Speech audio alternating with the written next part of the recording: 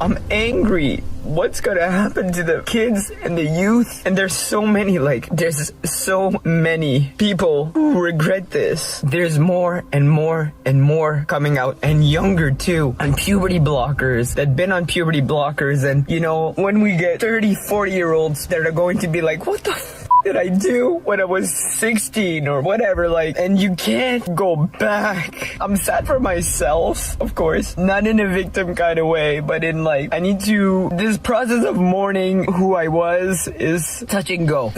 But I'm sad for humanity and the children and what's gonna happen when they're screwed up. We're gonna see what's gonna happen, and I really, really hope that all these professionals get their friggin' karma, because I know that some of them don't realize, and some of them might be brainwashed and whatever, but some of them know exactly what they're doing. Last 2 years of my life, and I realized it's been a complete hell. My life has just went down the hill ever since I had so-called bottom surgery trying to be a woman, and I regret it. I regret it 100%. I regret too that I ever thought I was trans, that I ever thought I could be a woman, and I wish I could go back and not have any surgeries or medical transition or take any hormones. To be honest, this transition has costed me so much of my health, both mental and physical, as well as certain relationships in my family. Right now, I have osteoporosis, scoliosis, I have a lump in my breast, I have 1-inch vagina, and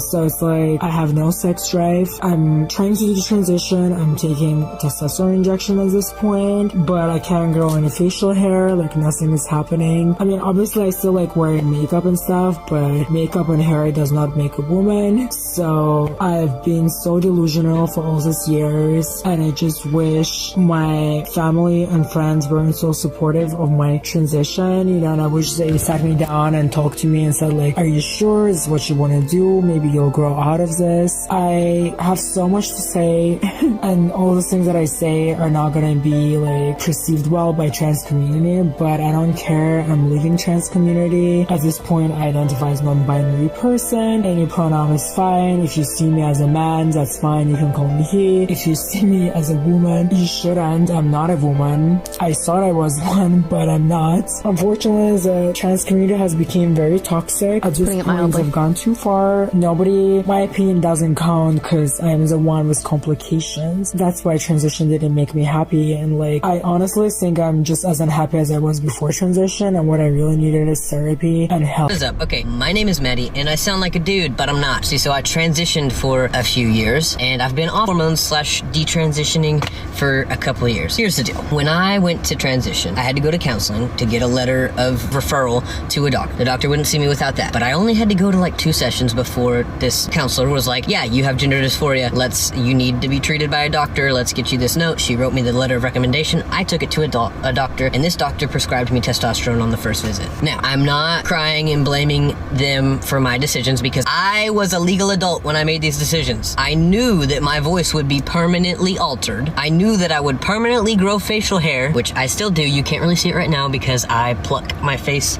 Literally, these tweezers are in my car all the time because on my breaks, I pluck my face. Anyways, I was a legal adult when I made these decisions, but now my issue with this is that they're allowing these things to happen to children. Children who can't drive. Children who are not old enough to buy alcohol because their brains aren't, they're not mature enough to do that. Kids who aren't mature enough to apparently buy nicotine according to the law. They can't buy nicotine. They can't tattoo without parental consent because that's a permanent thing on your body. Why are we allowing this to happen to children? I would have been so much further along in my transition before, if I would have started that young. And I'm detransitioning, so that would not have worked out the way that I thought it would work out whenever I was that. Consent has to be documented, but it also has to be informed.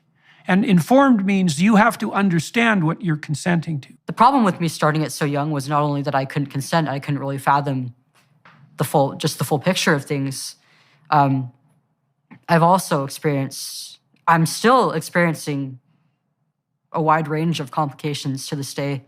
From the surgery, I'll never be able to breastfeed. I'll never have that erogenous sensation in my chest back. I'll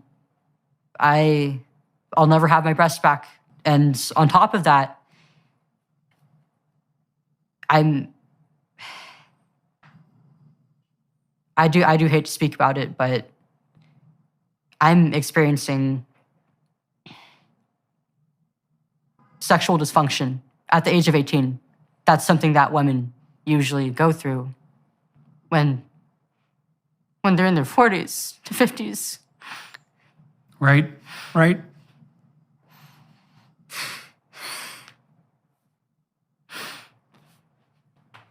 How was I supposed to know?